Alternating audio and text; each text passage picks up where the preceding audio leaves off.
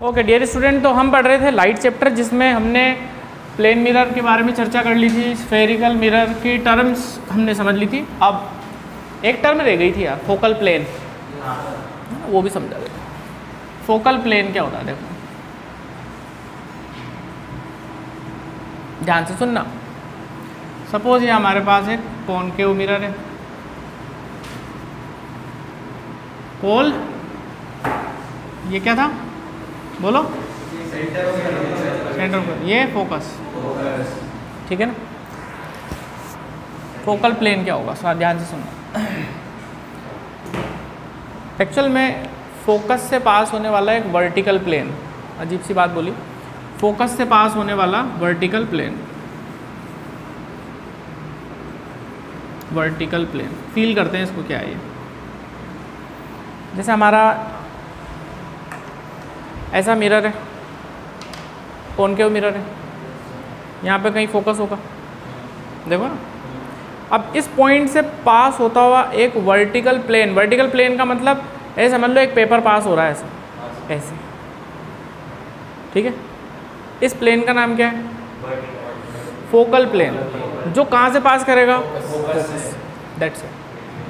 ये मिरर, ये इसका फोकस होगा यहाँ पे कहीं, इस पॉइंट से एक पेज पास करा दो आप, तो ऐसा करो, वर्टिकल पेज, वही क्या हो जाएगा, फोकल प्लेन हो जाएगा।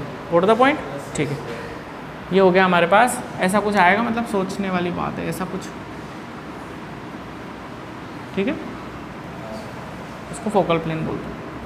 चलिए और क्या, बाकी तो हो गई थी। इसका क्या रोल है बताते हैं। वैसे मैं रे डायग्राम से समझाता, चलो वैसे बताया। एक चीज़ और मैं आपको बता दूं, पोल हो गया, ये सी हो गया, एफ हो गया। देखो कुछ रेज होंगी जो प्रिंसिपल एक्सिस के बिल्कुल करीब होंगी, ऐसे, और कुछ होंगी जो प्रिंसिपल एक्सिस से दूर होंगी, ऐसे। इनके भी नाम है। जो पास में होंगी ना, ये वाली, ये वाली, ये वाली, जो पास में होंगी उनको बोलते हैं पेरिक्जियल रेज। पेरिक्जियल रेज क्या बोलते हैं प्यारे बच्चों, और जो दूर है इनको बोलते हैं मार्जिनल रेज। हाँ, व्हाट द पॉइंट। पेरिक्जियल रेज कौन सी होंगी, जो प्रिंसिपल एक्सिस के करीब होगी, ठीक। मार्जिनल जो दूर होगी, ठीक। चाहो तो लिख लो फटाफट, 2 मिनट लगेंगे। Paraxial rays are rays closer to principal axis, ठीक है। डायग्राम भी बना लो। कुछ एक टर्म जैसे कि आपको मिल जाए ना किसी मॉड्यूल वगैरह में, तो परेशान मत होना कि सर पेरिक्जियल रेज क्या था, मार्जिनल रेज क्या था, बस इनका मतलब यही है। Marginal rays are far away from principal axis, ठीक है ना।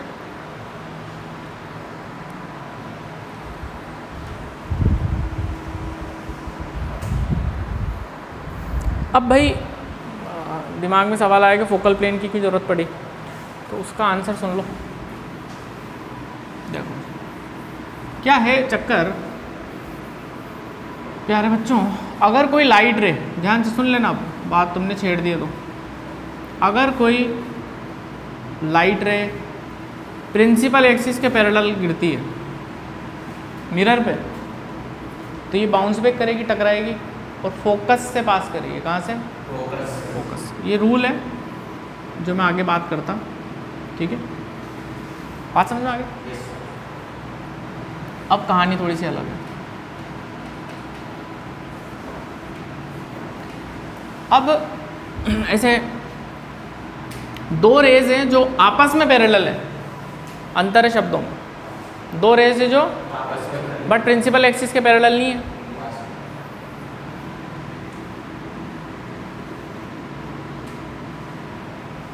आपस में पैरेलल है, प्रिंसिपल एक्सिस के पैरेलल नहीं है। अब जब ये टकरा के मिलेंगी ना, तो फोकस पे नहीं मिलेगी।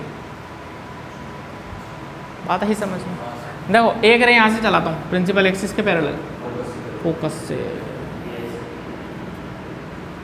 वो आपस में पैरेलल है, प्रिंसिपल एक्सिस के पैरेलल नहीं है, तो ये मिलेगी फोकस पे नहीं, फोकल प्लेन में किसी पॉइंट पे। अरे यहाँ मिली, ये फोकस नहीं है, ये वो प्लेन था जिसमें एक पॉइंट है, यहाँ भी फोकस इधर होगा, फोकस इसके ठीक नीचे, और एक पेज है ऐसे, उस पेज के ऊपर या नीचे, नीचे ऊपर से आ रही तो नीचे मिलेगी, नीचे से आएगी तो ऊपर मिलेगी, तो फिर वो कहाँ मिलेगी, फोकल प्लेन पे हमेशा बोलते हैं। और प्रिंसिपल एक्सिस के पैरेलल है तो फोकस से आया समझ। ये तो आपको पता भी होगा, आपने पढ़ लिया होगा स्कूल लेवल पर, कोई दिक्कत भी नहीं है। ये शायद पता नहीं होगा कि जो आपस में पैरेलल है वो फोकस पे नहीं मिलती हैं, वो फोकल प्लेन पे मिलती हैं भाई, इसलिए फोकल प्लेन समझना आना जरूरी है, ठीक है ना। ये यहाँ थोड़ी ना मिल रही, देखो ना, ठीक है। व्हाट द पॉइंट, चाहो तो इसको लिख लो, इफ रेज आर पैरेलल। हाँ जी, चलिए आगे बढ़ाते कहानी। अब हमने टर्म्स वगैरह सब सीख ली, जो कॉनकेव के लिए सिखाई गई थी सेम टू सेम कॉन्वेक्स के लिए भी वैलिड है भाई, एक जैसी टर्म है कॉन्वेक्स के लिए। हाँ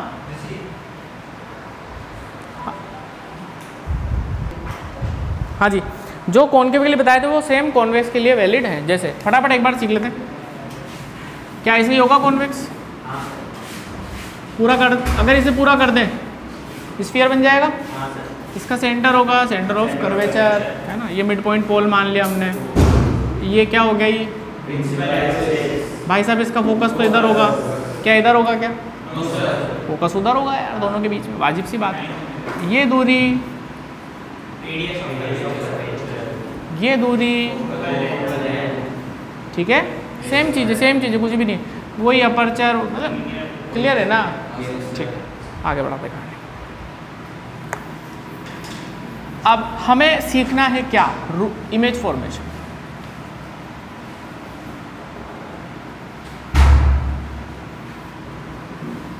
इमेज फॉर्मेशन सीखेंगे पहले कॉनकेव से, फिर कॉन्वेक्स, ठीक है। बट एक रूल सीख लें भाई, रूल पता होना चाहिए ना, इट्स लाइक अ गेम, तो गेम के रूल पता होंगे तो गेम अच्छे से खेल पाएंगे, है ना। तो पहले हम इमेज फॉर्मेशन के रूल सीख लेते हैं। एनीवेज, इमेज फॉर्मेशन के लिए चाहिए क्या, दो रिफ्लेक्टेड रेज, बस मिनिमम, क्योंकि मैंने आपको बताया था चैप्टर के स्टार्टिंग में, image is decided by reflected raise in case of mirror. तो हमें मिनिमम दो चाहिए, दो से ज़्यादा हो तो कोई दिक्कत नहीं, कम से कम दो चाहिए। क्या, काई के लिए, अच्छा भाई बहुत बढ़िया। कुछ शब्दों का हम इस्तेमाल करेंगे जो हम पहले ही सीख चुके हैं, real object, virtual object, real image, वो सब हम सीख चुके हैं। मोटा मोटा समझें तो ऐसे समझो कि मिरर के पीछे अगर कुछ इमेज बन रही है तो वर्चुअल बोल देना, आगे बन रही है तो रियल बोल देना, ठीक है, मोटा मोटा ये याद रखो, ठीक बेटा, ओके। दो रिफ्लेक्टेड रेज चाहिए साहब, बहुत बढ़िया बात बताइए, और क्या करें। और अब हम रूल सीख लेते हैं। देखो क्या है रूल, वो सारे बच्चों को आते भी होंगे, क्योंकि बिल्कुल नॉर्मल सी बात है, आपने स्कूल में पढ़ लिया होगा। पोल है भाई साहब, सी है भाई साहब, एफ है भाई साहब। पहला रूल, अगर कोई लाइट रे प्रिंसिपल एक्सिस के पैरेलल चलती है, सारा जमाना जानता है, ये भाई साहब रिफ्लेक्शन के बाद यहाँ से पास हो जाएगी पेरेक्शल रेस के लिए। एनीवेज, सोचो लाइट अगर ऐसे जाती तो क्या ऐसे नहीं हो जाती, अरे भाई लाइट यूँ जाती तो यूँ नहीं हो जाती, अगर यूँ जाके यूँ हो रही है तो यूँ जाके यूँ होती। इसका मतलब दूसरा रूल भी कुछ ऐसा ही है, एरो बदलने की देर है बस। नहीं आया, अब ऐसे जाके ऐसे आएगी तो ऐसे जाके ऐसे नहीं जाएगी। दो रूल तो ये हो गए, पैरेलल फोकस, फोकस पैरेलल, एक में दो छुपे हुए हैं, ठीक है। अच्छा, दो तो ये हो गए। तीसरा, पोल पे अगर कोई लाइट गिर गई तो प्रिंसिपल एक्सिस से जितना एंगल बनाया हुआ है उतने ही एंगल पे रिफ्लेक्ट बैक हो जाएगी। ये दो एंगल बराबर होंगे साहब, रूल याद रखने हैं यार, ये मिनिमम रिक्वायरमेंट है इस चैप्टर की। हाँ ठीक है, ये हो गया। और क्या था, हाँ, सी से अगर पास कर गई कोई लाइट रे, सी से अगर पास कर गई ऐसे है तो उसी पाथ पे वापस रिट्रेस कर जाएगी, वापस जैसी गई थी वैसी आ जाएगी, रिट्रेसेस इट्स पाथ। अब इसका आप अच्छे न्यूमेरिकल के लिए ध्यान रखना, अगर कभी ये शब्द आ जाए कि after reflection light retraces its path, तो हिंट छुपा हुआ है कि सी से पास कर रही है, ये ध्यान रख लेना। इसकी इंपॉर्टेंस नहीं है कि यहाँ से ऐसी गई, इंपॉर्टेंस इस शब्द की है कि अगर ऐसा आ रहा है कि रिट्रेस कर रही है तो सी से पास करेगी, ये आपको ध्यान रखना है। अच्छा बताओ, क्या लाइट ऐसे चलेगी, एक दो तो इसमें हो गए थे, पोल पे गिरा दिया और हमने सी पे गिरा दी, 4 हो गए टोटल, है ना। क्या ऐसी चलती क्या लाइट हमेशा, कोई मिरर के सामने बस ये 4 ही तरीके हैं क्या, और भी तो हो सकता है, फिर उसके लिए क्या करें? सर अपन स्टैंडर्ड लेंगे। स्टैंडर्ड क्या? स्टैंडर्ड अपन ने 2 ले ली तो उससे 2 एक जगह। मेरी बात सुन, मेरा सवाल क्या है वो समझ। जरूरी थोड़ी यार लाइट ऐसे ही चलेगी यार, ये 4 तरीके से चलेगी, ये क्या हो रहा है, लाइट तो सब जाके गिर रही है ना, 1 करोड़ से भी ज़्यादा रेस गिर रही हैं, तो ऐसे पैटर्न में चलेगी क्या लाइट, यूँ जाके यूँ, ऐसा थोड़ी होगा। अरे लाइट है भाई, कैसे भी गिरेगी, ये पोल है, ये फोकस है, ये सी है, मैं तो कह रहा हूँ लाइट ऐसे गिरी।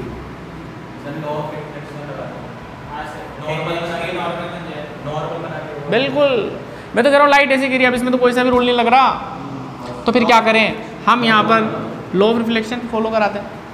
तो हमें पता है कि भैया नॉर्मल से जितना एंगल इसका बनेगा उतना ही रिफ्लेक्टेड रेस का भी बनेगा। नॉर्मल कैसे बनाए, जहाँ पे लाइट टकरा गई उसको सी से जोड़ दो और उसको आगे बढ़ा दो।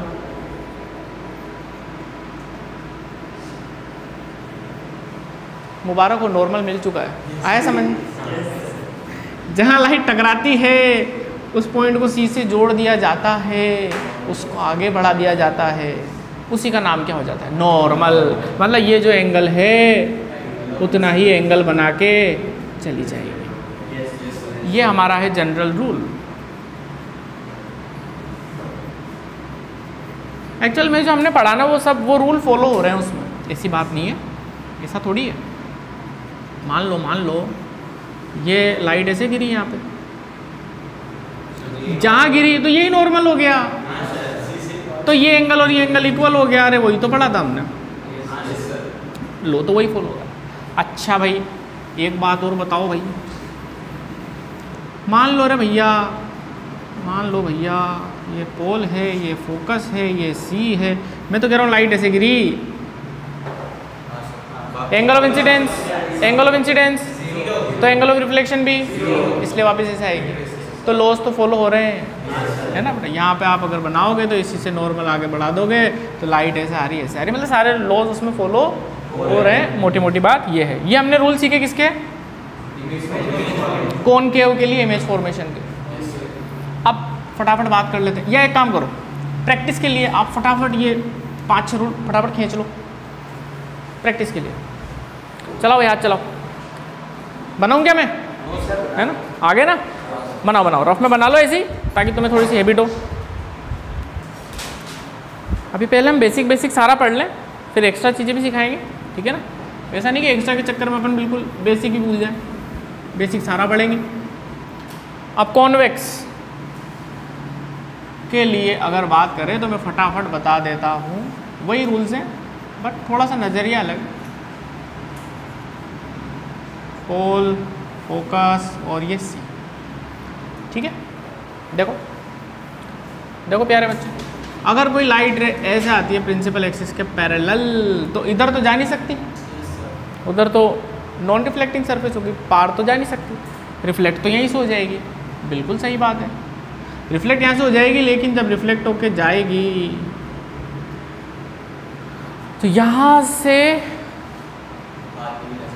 पास होती हुई नजर आएगी, ऐसे वर्चुअली। कैसे, वर्चुअली, ठीक है। ये ऐसा लगेगा कि यहाँ से आ रही है, मतलब इसको एक्सटेंड कर दोगे तो फोकस से पास कर जाएगी। तो रूल तो फॉलो हो रहा है बट वर्चुअली, ठीक है। आई मेरी बात समझ में? यार उधर तो जा नहीं सकती ना सोशियोलॉजिकली, ऐसे पैरेलल आई टकरा गई, इसको आप पीछे एक्सटेंड कर दोगे तो ये डेफिनेटली एफ से पास होती हुई लगेगी, नंबर 1। उल्टा कर दो दूसरा, एरो के साइन बदल दो बस। अगर इसको इंसिडेंट मानूं, इंसिडेंट कैसे आ रही है कि अगर ये मिरर हटा दूं तो एफ से पास कर जाए, देखो, तो फिर ये रिफ्लेक्शन के बाद ऐसा हो जाए। दो रूल एक में दो छुपे हुए हैं। ठीक है बेटा, फटाफट से ये भी हमने समझ लिया। और क्या है देखो, बाकी तो वही है, पोल पे गिरा दिया तो उतना ही एंगल बना के वापस चली जाएगी, इसमें तो इधर ही जाएगी। ठीक, और क्या है, और है सी। देखो सी पे पास करा दिया, थोड़ा सा इधर बनाना पड़ेगा।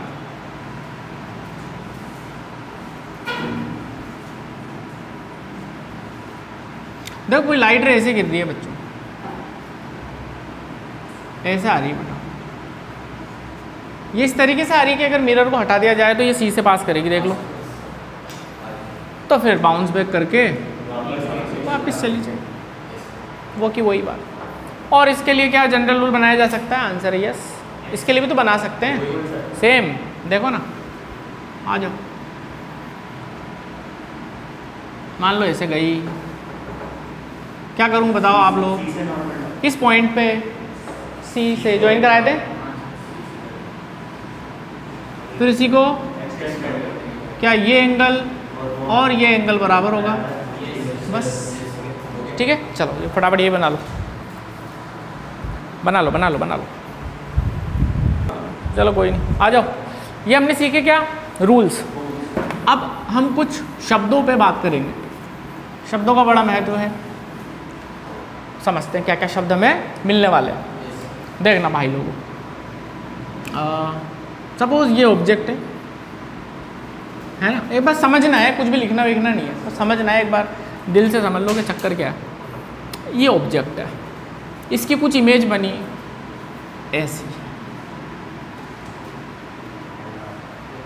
है ना, तो अब इसके लिए मैं क्या, किन शब्दों से इसको बताऊं, तो पहले तो मैं ये बताऊंगा कि ये खोपड़ी है, ये टांग है, इधर देखो खोपड़ी ऊपर टांग नीचे, खोपड़ी की जगह खोपड़ी है, टांग की जगह टांग है, हम बोल देंगे इरेक्ट है। नहीं आया समझ, अरे अच्छा सुनो सुनो सुनो, ये ऑब्जेक्ट है, ये इन्वर्टेड है कि इरेक्ट है, क्या बात कर रहे हो, ऐसा तो इन्वर्टेड होता है, वो इसके रिस्पेक्ट में बोला जाता है।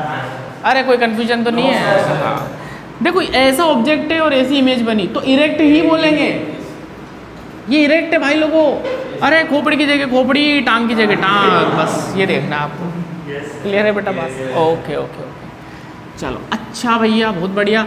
साइज के बारे में क्या ख्याल है, किससे बड़ा है, एनलार्ज, बहुत बढ़िया, वो भी बात करेंगे। सुनो, अच्छा ये ऑब्जेक्ट है, नहीं ऑब्जेक्ट ऊपर ही रखते हैं, ये ऑब्जेक्ट है, ये इमेज है, अब इन्वर्टेड, क्योंकि खोपड़ी की जगह टांग आ गई, टांग की जगह खोपड़ी आ गई, इन्वर्टेड। साइज बोल दो, सेम साइज, बोलो भाई क्लियर है। अब बिहाइंड द मिरर अगर है तो virtual, in front of the mirror है तो। अच्छा एक चीज और आपको बता दूं मैं, जो कॉनकेव मिरर है ना यार, ये बहुत गजब का मिरर है, इससे आप जैसा सोच सको वैसी इमेज बना सकते हो ना, गजब का मिरर है। आप सोचो कि मुझे तो इनलार्ज इमेज बनानी है, बन जाएगी। आप सोचो सेम साइज की बनानी है, छोटी बनानी है, रियल बनानी है, वर्चुअल बनानी है, ये बड़ा काम का मिरर है। लेकिन कॉन्वेक्स में लिमिटेशंस हैं, रियल इनलार्ज नहीं बनी, छोटी बनाएगा, वर्चुअल बनाएगा। तो सबसे तगड़ा मिरर तो यही है, कौन सा, कॉनकेव, चाहे जैसी इमेज बना लो इससे, ठीक है, वो भी हम सीखेंगे। तो ध्यान देना, मान लो ये कॉनकेव है, हाँ यहाँ ऑब्जेक्ट है। अच्छा एक चीज़ और, ऑप्टिक्स के अंदर जो भी वर्चुअल चीज़ें हैं उसको हम हमेशा डॉटेड लाइन से ही बनाएंगे। ठीक है बेटा, ये ध्यान रखना। मान लो मैंने ऐसी इमेज बनाई यहाँ, बिहाइंड द मिरर है वर्चुअल, एनलार्ज्ड, ठीक है, इरेक्ट। तो ये हमने 3 शब्द पकड़े, वर्चुअल, एनलार्ज्ड, इरेक्ट। बहुत बढ़िया। ये ऑब्जेक्ट है, यहाँ इमेज है, inverted, enlarged, real, real, real, inverted, enlarged. ठीक है बेटा। अगर मैं आपसे बोलूँ नेचर कैसा है, तो नेचर से मेरा मतलब होता है कि रियल है या वर्चुअल है ना। मैं नेचर पूछूँ तो आप मुझे बताओगे रियल है या वर्चुअल है, तो आप बोलोगे रियल है। साइज बोलूँ तो आप बताओगे एनलार्ज्ड है या सेम है या डिमिनिश्ड है या स्मॉल बोल दो, सिनोनिम्स है। ये ऑब्जेक्ट है बेटा और ये इमेज है, छोटी है, बहुत ज़्यादा छोटी होगी तो हाईली डिमिनिश्ड, पॉइंट साइज्ड, छोटा और बहुत ज़्यादा छोटा।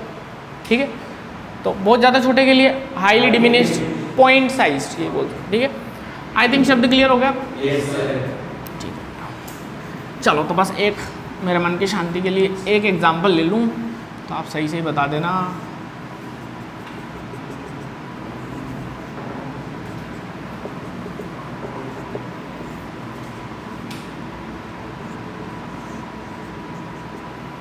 नेचर